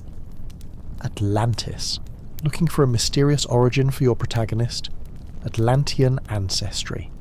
The concept is infinitely adaptable, yet something of Plato's original usually remains, even in the most fanciful retellings. The sense of loss, of greatness, vanished, of knowledge forgotten. These themes persist. Atlantis in literature is almost always a fallen paradise, a golden age that ended, a warning about what we could lose if we're not careful. As literary images of Atlantis drift through your mind, underwater cities, crystal towers, ancient maps, mysterious artifacts, let them blend and flow like watercolours in rain. They're all versions of the same dream, the same longing for lost perfection, the same fascination with civilizations that might have been. The science of catastrophe. While Atlantis itself may not be real, catastrophic events that destroy civilizations certainly are. Let us explore what science tells us about how civilizations actually fall, how quickly disaster can strike, and what this teaches us about human vulnerability. Archaeological evidence shows numerous examples of rapid civilization collapse. The classic Maya civilization, at its height in the 8th and 9th centuries CE, underwent dramatic decline within a few generations. Cities that housed tens of thousands were abandoned. The sophisticated political and economic systems broke down. While the collapse took decades rather than Plato's single day and night, it would have seemed sudden to those experiencing it. The Bronze Age collapse around 1200 BCE saw the near-simultaneous destruction of multiple civilizations around the eastern Mediterranean. The Mycenaeans, Hittites, and various other cultures collapsed within a span of a few decades. Cities were destroyed, trade networks broke down, writing disappeared in some regions. The causes remain debated: climate change, invasions, systems failure, but the speed and scope of the collapse are undeniable. Volcanic eruptions can indeed destroy civilizations quickly. The eruption of Mount Vesuvius in 79 CE buried Pompeii and Herculaneum in a matter of hours. The inhabitants had no time to evacuate properly. An entire way of life was frozen in ash, preserved for archaeologists 2,000 years later. The Tambora eruption in 1815, the largest volcanic eruption in recorded history, caused global climate effects. The following year, 1816, was known as the year without a summer. Crop failures led to food shortages worldwide. While this didn't destroy any civilizations outright, it demonstrated how quickly volcanic activity can have far-reaching consequences. Earthquakes have leveled cities throughout history.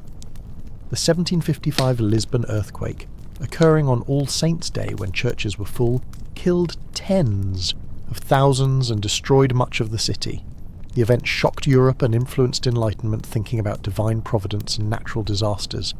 Tsunamis, triggered by undersea earthquakes or volcanic eruptions, can devastate coastal areas with little warning. The 2004 Indian Ocean tsunami killed over 200,000 people across multiple countries. The 2011 Japanese tsunami demonstrated that even technologically advanced societies are vulnerable to nature's power. Diseases caused rapid societal disruption. The Black Death in the 14th century killed perhaps a third of Europe's population within a few years. Social structures broke down. Labour shortages altered economic systems. The trajectory of European history was fundamentally changed. Climate change, occurring over longer timescales than Plato's instant destruction, has nevertheless contributed to civilizational collapse. Prolonged droughts may have contributed to the Maya decline. Climate shifts have been implicated in the fall of various civilizations, from the Akkadian Empire to the ancestral Puebloans of the American Southwest. What these real catastrophes teach us is that civilizations are more fragile than they appear. Complex societies depend on numerous interconnected systems: food supply, water supply, trade networks, political stability. When enough of these systems fail simultaneously, collapse can be rapid and total.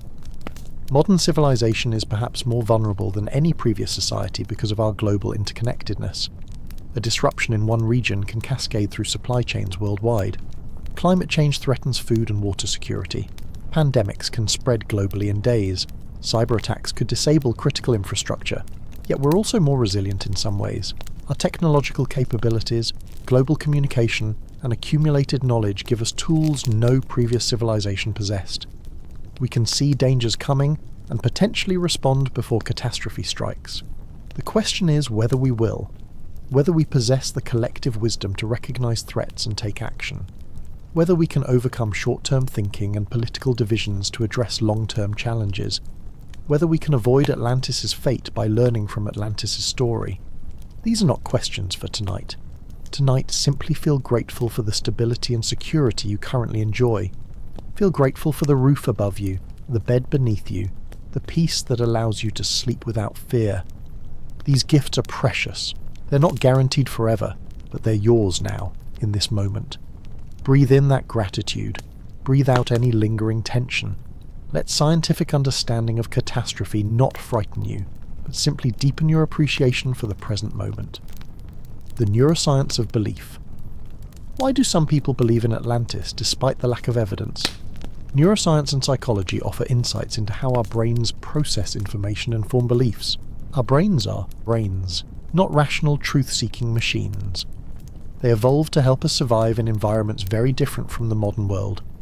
Many of our cognitive processes that were adaptive in prehistoric times can lead us astray when evaluating complex claims about ancient history. Pattern recognition is fundamental to human cognition.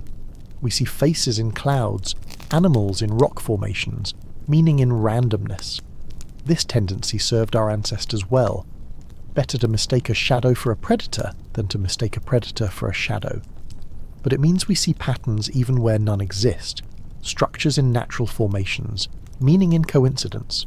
Confirmation bias leads us to seek and favour information that confirms what we already believe. If you want to believe in Atlantis, you'll notice evidence that seems to support it and dismiss evidence against it. You'll remember the hits and forget the misses. Your mind constructs a coherent narrative from cherry-picked data. The availability heuristic causes us to judge the likelihood of something based on how easily examples come to mind. If you've read many books about Atlantis, watched documentaries about it, discussed it online, it will feel more real to you. The mere fact that you can easily imagine Atlantis makes you overestimate its probability of existence. Motivated reasoning allows us to arrive at conclusions we want to reach. If believing in Atlantis makes you feel special, part of an enlightened minority who sees truth that others miss, your brain will find ways to justify that belief. You'll evaluate evidence through the lens of your desired conclusion rather than following evidence to its logical conclusion. The narrative fallacy describes our tendency to construct stories to explain events. We prefer coherent narratives to disconnected facts. A grand story about Atlantis, with its clear beginning, middle and end, its heroes and villains, its rise and fall, is more psychologically satisfying than the complex, uncertain, fragmentary reality of actual ancient history. Social factors reinforce belief. If you're part of a community of Atlantis believers, you receive social rewards for maintaining that belief and social costs for questioning it. Your identity becomes tied to the belief. Abandoning it would mean abandoning community and redefining yourself. The sunk cost fallacy keeps people committed to beliefs they've invested time and energy in. If you've spent years researching Atlantis, attended conferences, written books, your psychological investment makes it harder to admit you were wrong. Better to continue believing than to face the fact that your efforts were directed at fiction. Understanding these cognitive biases doesn't mean that anyone who believes in Atlantis is stupid or irrational. We all have these biases. They affect believers and skeptics alike. The question is whether we're aware of them and take steps to counteract them. Critical thinking requires constant vigilance against our own minds. It means seeking evidence that contradicts our beliefs, not just evidence that supports them. It means changing our minds when evidence warrants it, even when that's psychologically uncomfortable. It means distinguishing between what we want to be true and what we have good reason to believe is true. For you, drifting towards sleep, these insights into cognition need not be applied to any specific belief right now. Simply let them settle in your mind as general principles. Be curious about your own thinking. Be humble about your own certainty. Be willing to be wrong.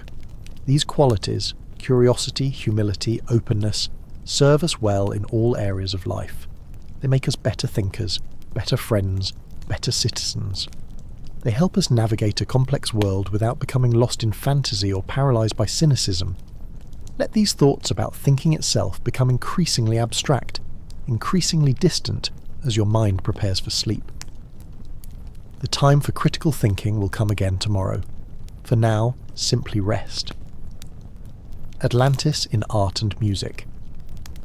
Visual artists and composers have also been inspired by the Atlantis legend, creating works that capture its mystery and grandeur through colour, form and sound. Painters from various periods have depicted imagined scenes of Atlantis.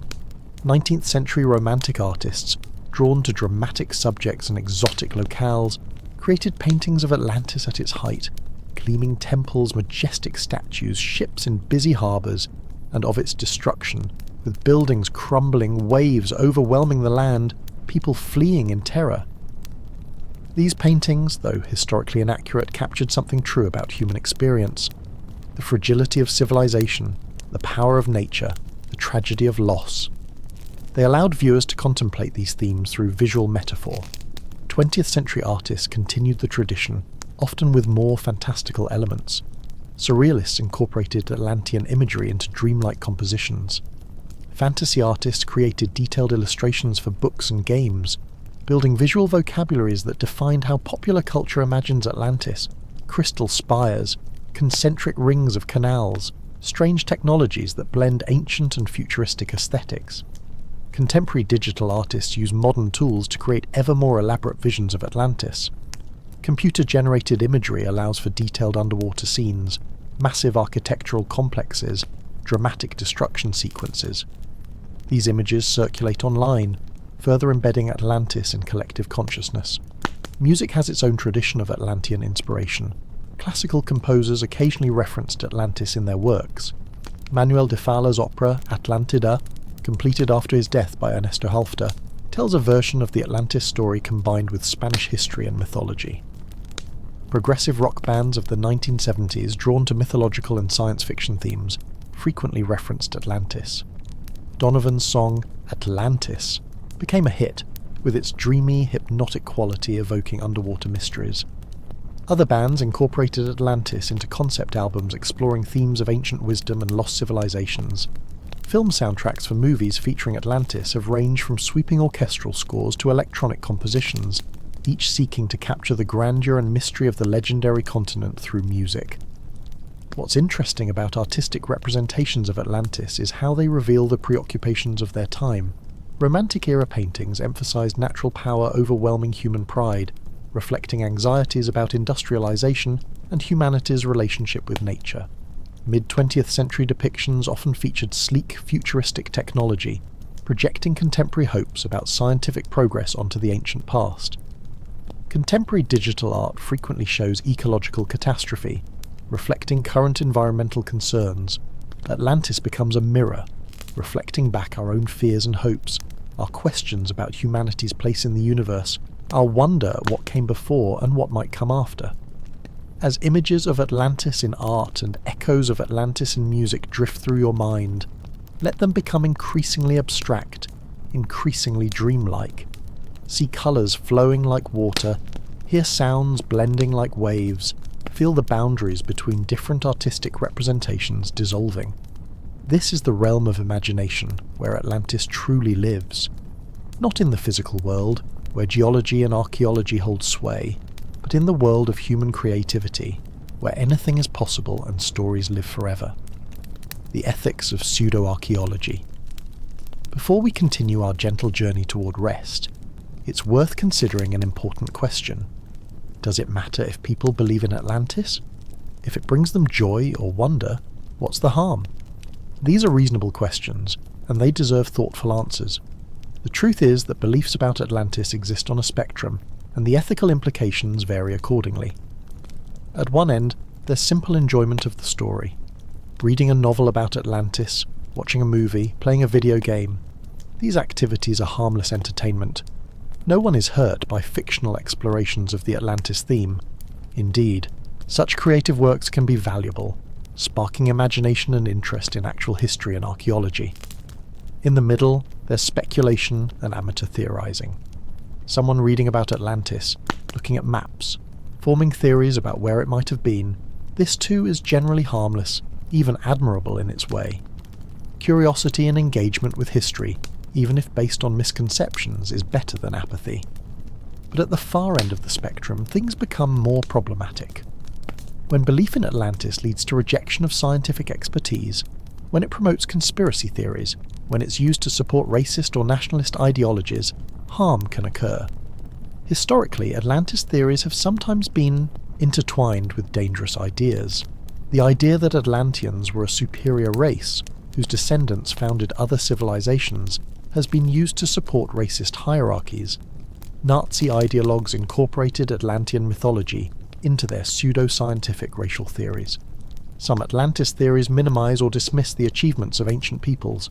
If the pyramids were built by Atlantean survivors or aliens, then the Egyptians themselves weren't as impressive.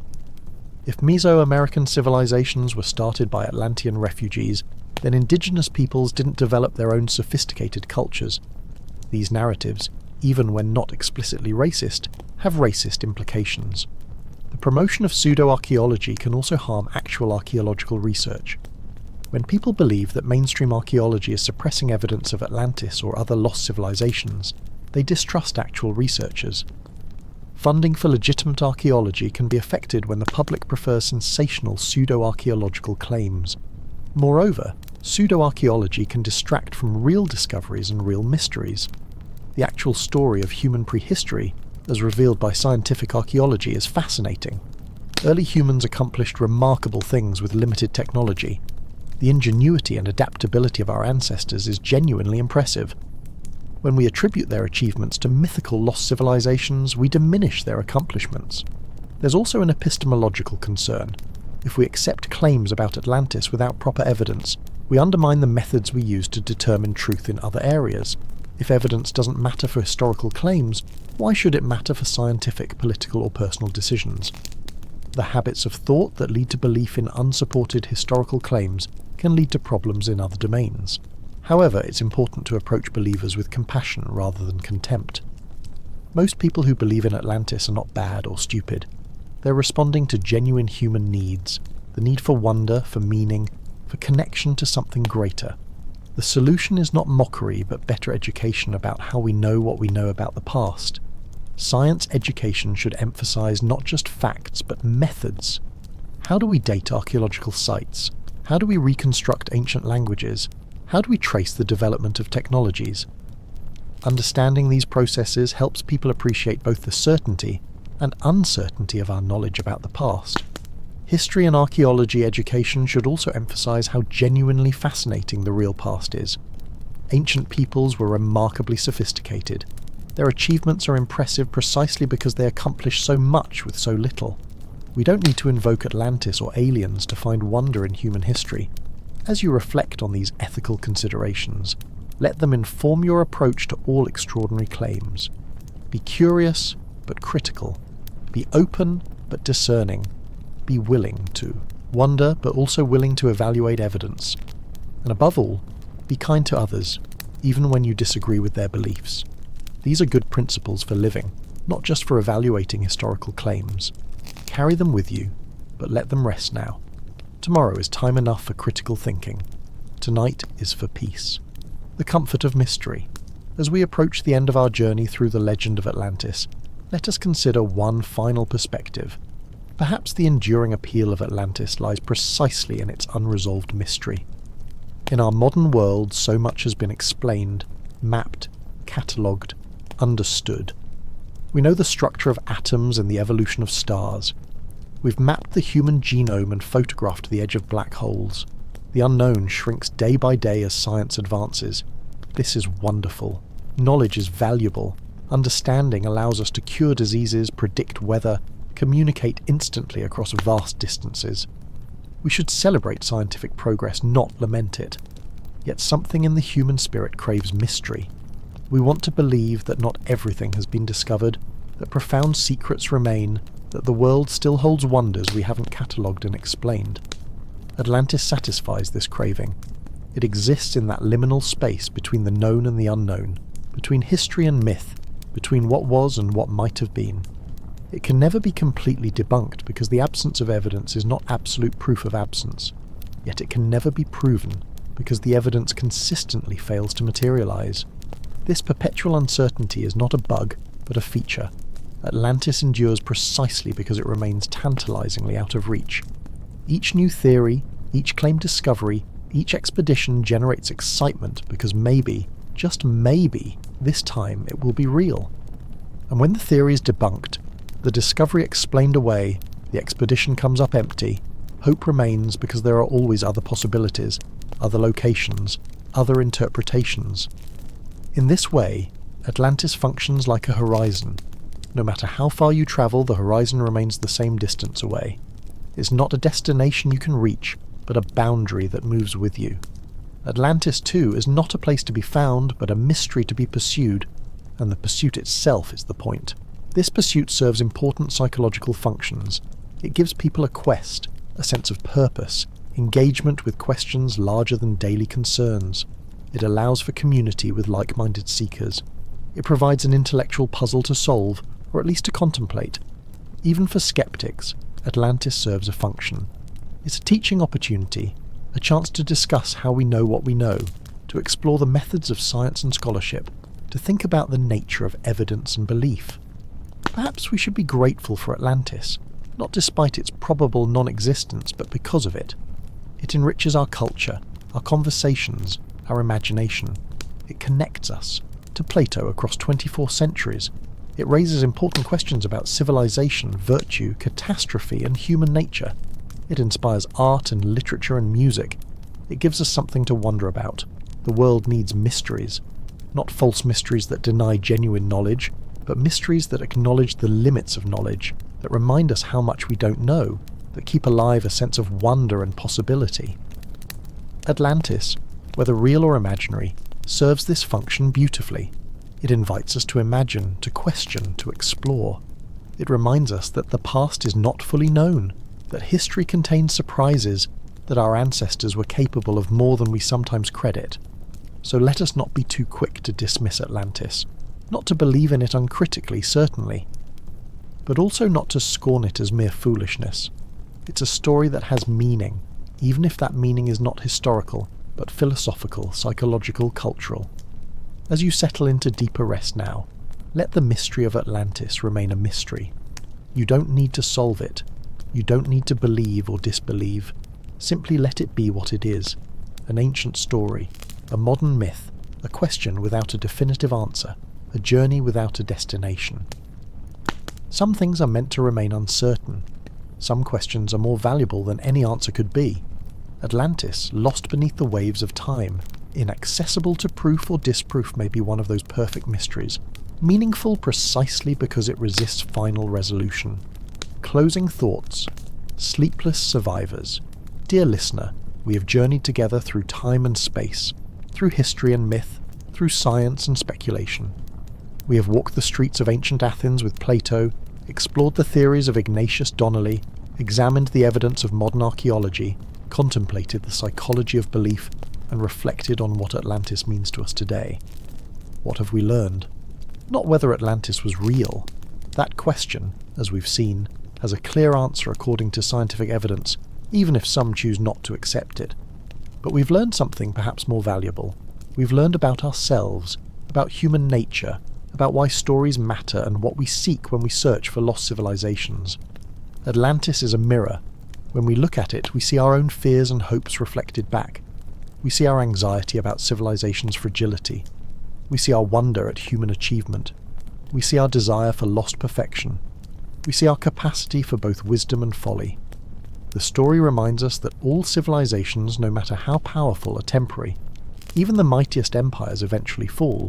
Even the greatest achievements are eventually forgotten or reduced to ruins. This knowledge could be depressing, but it need not be. Instead, it can teach us humility, urgency, and appreciation. Humility because we are part of a long chain of humanity, no more permanent than those who came before. Urgency because the time we have to build, create, love, and learn is limited. Appreciation because the stability and prosperity we enjoy, however imperfect, are precious and not guaranteed. The story also reminds us of the importance of virtue over power. Atlantis fell not when it was weak, but when it was strong. Its destruction came not from external conquest, but from internal corruption. The lesson is clear. Character matters more than capability, wisdom more than wealth, virtue more than power. Whether Plato intended this as history or allegory, the moral remains relevant. Our societies, like Atlantis, face the constant temptation to value the wrong things, to pursue power and wealth at the expense of justice and wisdom. The challenge each generation faces is to resist this temptation, to maintain virtue even amid prosperity.